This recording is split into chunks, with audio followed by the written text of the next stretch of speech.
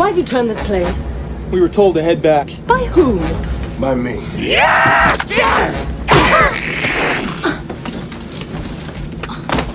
What a waste.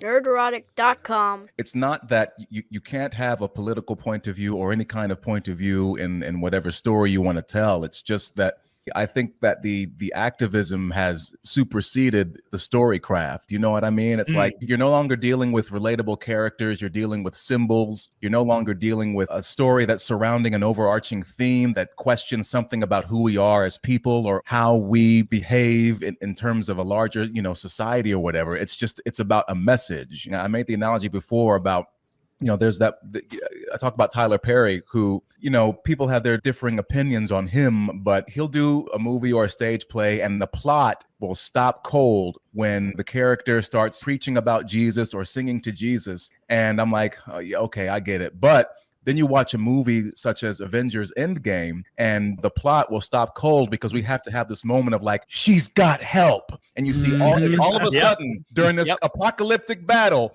all these women happen to find themselves in the same place at the same time. They can have this slow motion moment.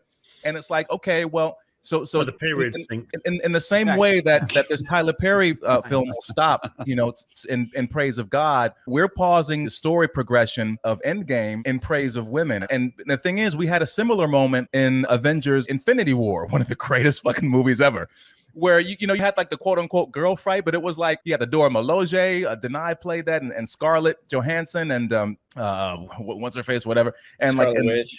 Right, and Elizabeth Olsen, and they had this moment with the I guess the female Thanos, whatever, and it was a cool moment because it was integrated Captain Marvel into the story. Whatever, and whatever. But even that, right? But even that, it's like if they had actually gone a traditional route and said, Captain Marvel, Carol Danvers, we're gonna have just a traditional superhero story of this like put upon character who rises up and learns how to believe in themselves. I think that would have been a much more relatable story, and you could have inspired, young girls and women, to believe in themselves and be strong and be powerful. It seemed to be this overarching thing about like, I'm a girl and girls are great. And it's like, well, we knew that already. We didn't need to be told that. Yeah, her story is that she remembers how awesome she is. But that's the disingenuous nature, because they know we know that. They are trying to fake to us that this is groundbreaking, that this is new, that this is something we've never seen before. Yeah, complete gaslighting. Well, when we know we've had decades of cinema, we've had decades of television, books, everything, where we have strong female characters, which we didn't have to put the tag of strong female character on. They were just a good character. Everything now seems to have a label. You can't be a superhero anymore. You're a black superhero. So are you like Black Kid? You have to have an additional tag put onto it because they need you to be aware of the identity politics behind the whole thing.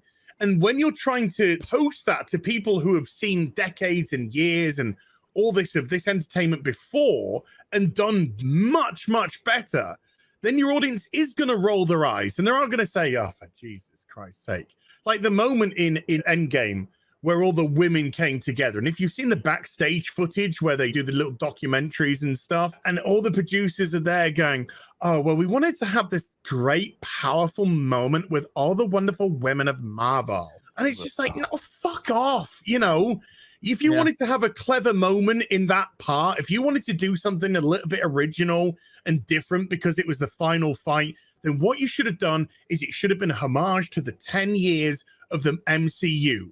And the buck should have started with Iron Man, and then Iron Man passed it to Hulk, and then Hulk passed it on to Captain America. And you have all the unique aspects of this Marvel Cinematic Universe, which have been put together, each having the torch for a bit before it gets to Tony Stark to flick the fingers.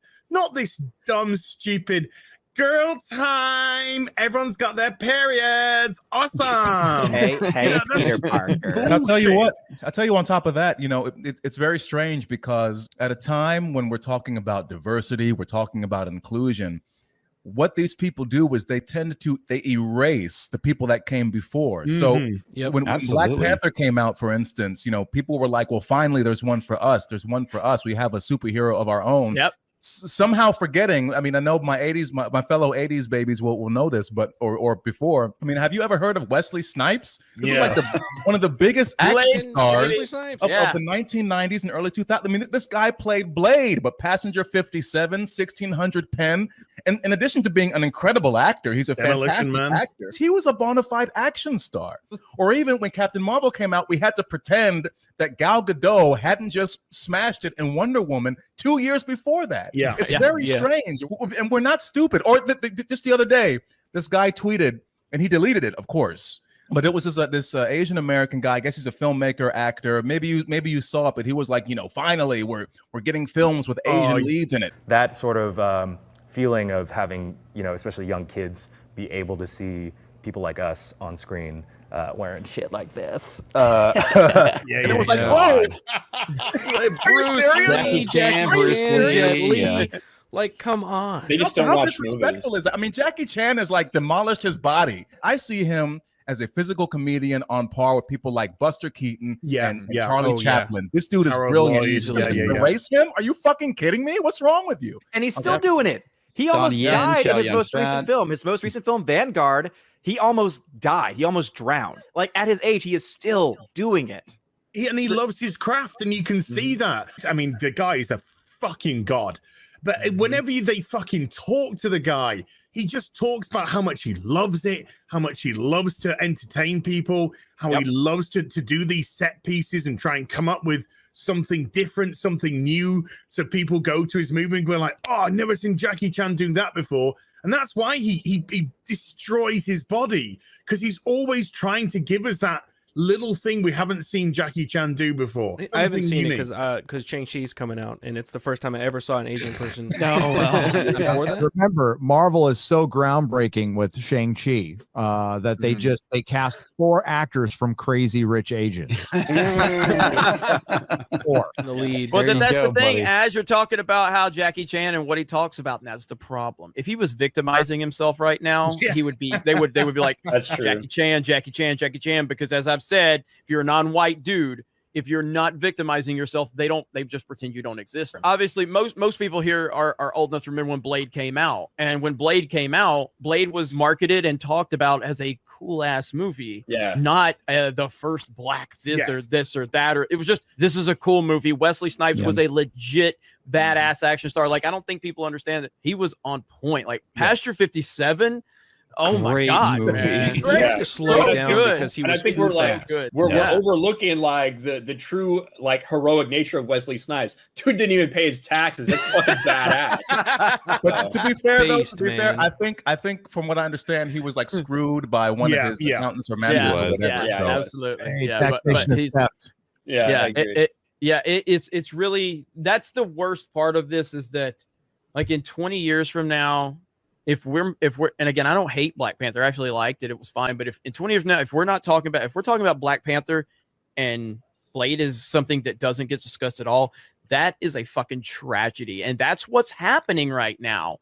Carl Manvers. Carl Fivers. It looks a lot like Sabretooth from the first X-Men movie. I agree. I'm trying to read the label. I'll be right. Does that not look like that Captain Marvel? It does. It's the cast-off molds from Mask. Oh no. No. That's actually it right there. Shares.